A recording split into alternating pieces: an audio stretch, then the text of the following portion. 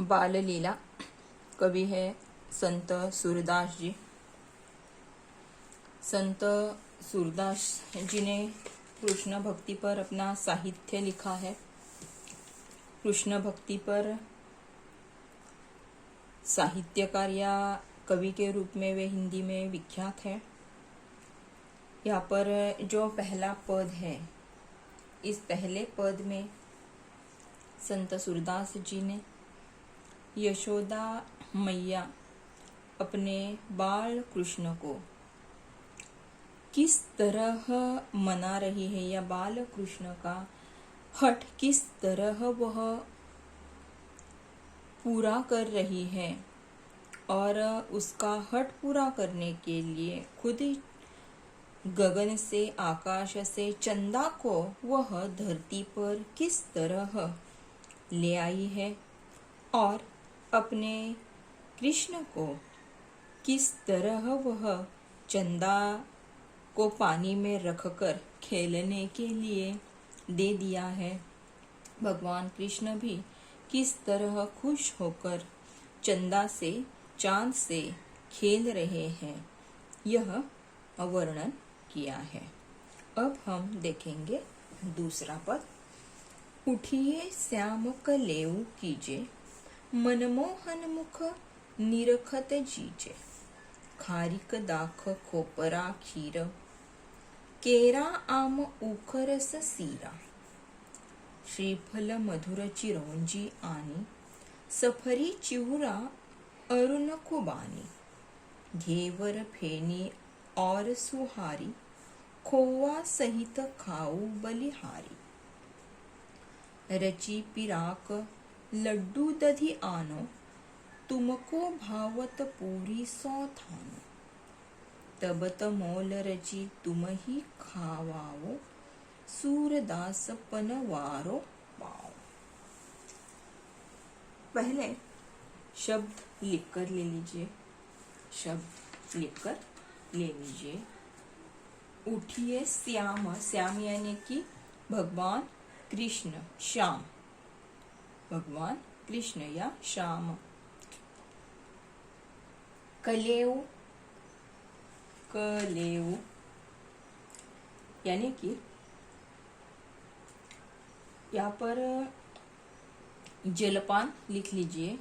कलेऊ यानी कि जलपान या सुबह का नाश्ता, सुबह का नाश्ता। कलेऊ यानी कि सुबह का नाश्ता।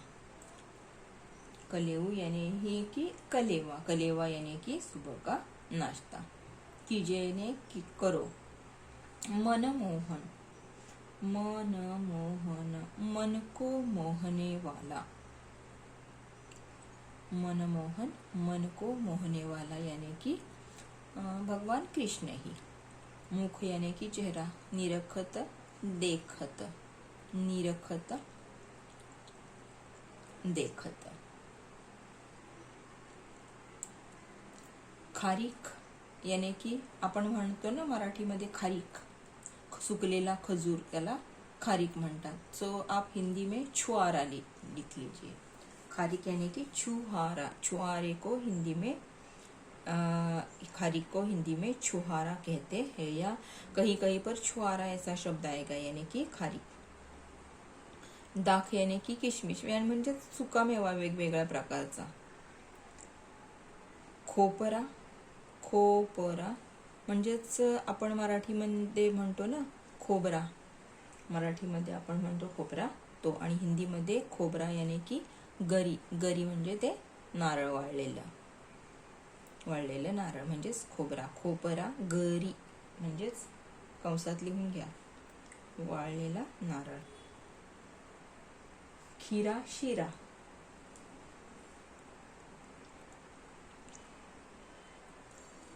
केरा, केळा, केला, केला, केळा, केरा यानी की केला, मराठीमध्ये आपला केळा। आम यानी की आम, आंबा। ऊख म्हणजेच ऊस, ऊख यानी की ऊस यानी की गन्ना लिख लीजिए आपण। ऊख म्हणजे आपला मराठीतला ऊस, आप लिख लीजिए गन्ना। रस यानी कि रस। सीरा, सिरा, इकडं खीरा आहे वाटते.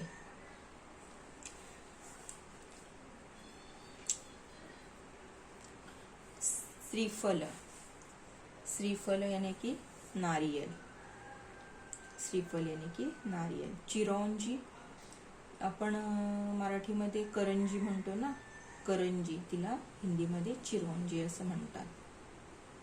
हिंदीमध्ये तिलाच चिरौंजी असं म्हणतात. आणि यानी की लाया हूं, लाई हूं.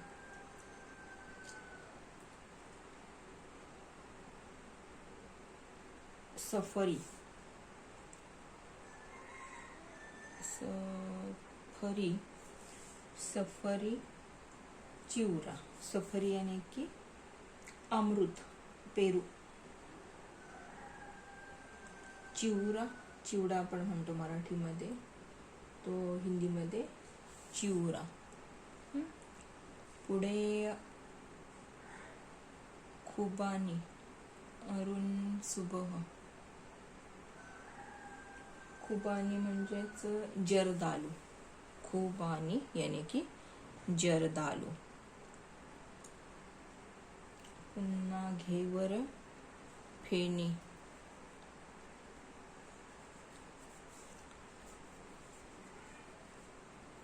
और सोहारी, सोहारी यानी की पुड़ी.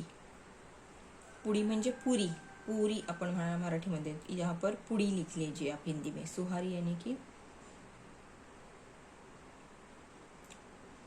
घेवर फेनी यानी की पदार्थच झाला ते, एखादी फेनी वगैरे असेल कसली तरी. घेवर फेनी म्हणजे ती फेनी पदार्थच आहे तो, जशी की आपण सुक्तर फेनी म्हणतो तसं पण असेल ते. खोवा म्हणजे मावा. खोवा सहित खाओ बलिहारी. खोवा यानी कि मावा. रची पिराक लड्डू. पिराक म्हणजेच गुजिया, गुजिया म्हणजेच करंजी. पिराक यानी कि गुजिया, गुजिया म्हणजेच करंजी. मगाशी आठवण आलं, इथं खीरा आहे ना, खोपरा खीरा. खीरा यानी कि यहाँ पर ककड़ी.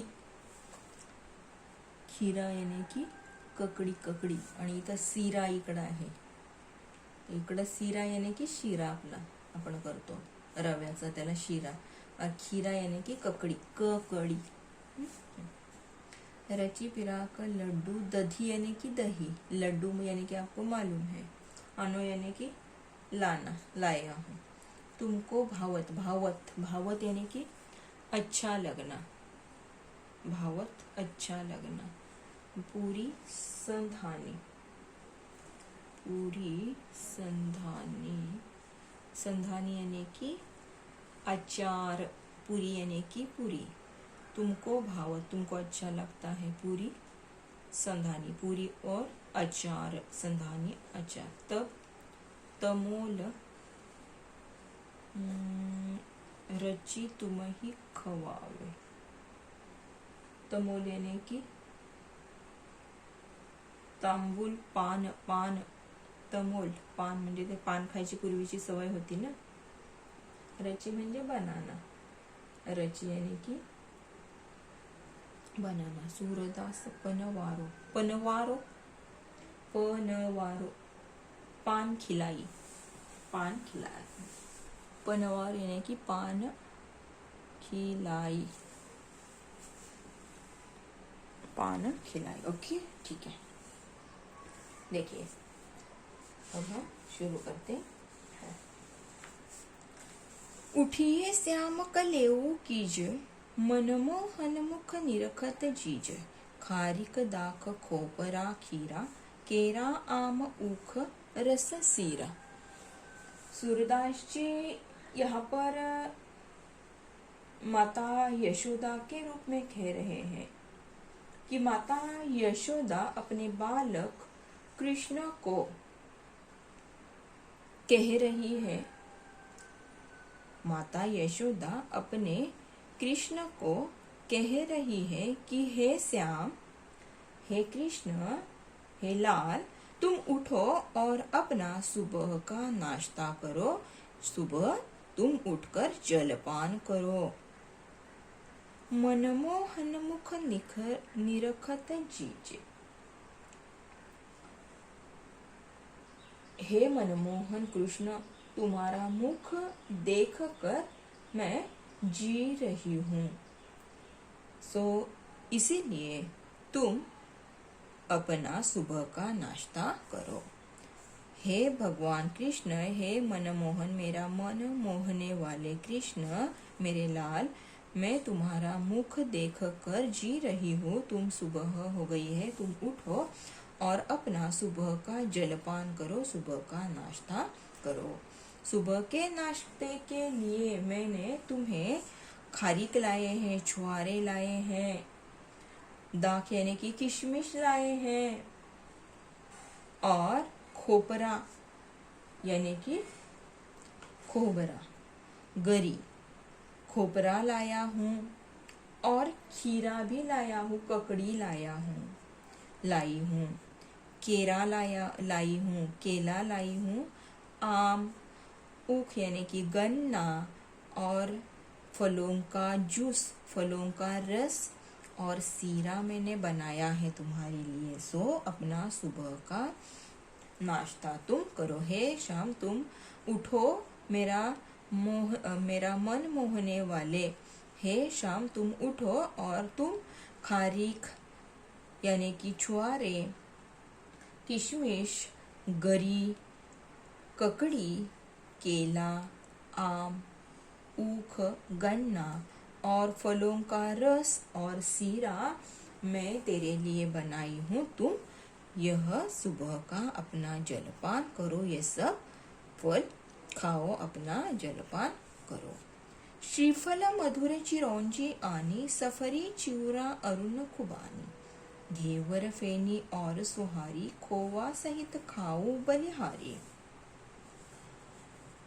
यशोदा मैया भगवान कृष्ण से कहती है कि हे लाल, हे मेरे लाल, हे भगवान कृष्ण, मैं तुम्हारे लिए नारियल लाई हूँ और मीठी चिरौंजी ले आई हूँ। मीठी चिरौंजी यानी कि मैंने क्या कहा आपको, करंजी। हे लाल, हे कृष्ण, सुबह मैंने तुम्हारे लिए नारियल लाई हूँ, नारियल से बनी हुई चिरौंजी लाई हूँ, अमरूद, चिवड़ा और जर्दालू भी लाई हूँ। अरुण यानी कि अरुण खुबानी, लाल लाल जर्दालू भी लाई हूँ। तुम्हें पसंद जो है मिठाइयाँ, घेवर फेनी, यह घेवर फेनी मिठाइयाँ, पुड़िया भी लाई हूँ। और तुम खोए के साथ यानी कि मावे के साथ, तुम खोए के साथ ये सब मिठाइयाँ खा लो और तुम खुश हो जाओ, और तुम खुश हो जाओ। रची पिराक लड्डू दधि आनो, तुमको भावत पूरी सधानो, तब तमोल रची तुम ही खवावे, सूरदास पनवारो पावे। हे मेरे लाल, तुम्हारे लिए मैंने गुजिया लाई हूँ, तुम्हारे लिए मैं लड्डू, दही भी ले आई हूँ। तुम्हें पूरी और अचार का टुकड़ा बहुत पसंद है, सो पूरी और अचार भी मैं तुम्हारे लिए लाई हूँ।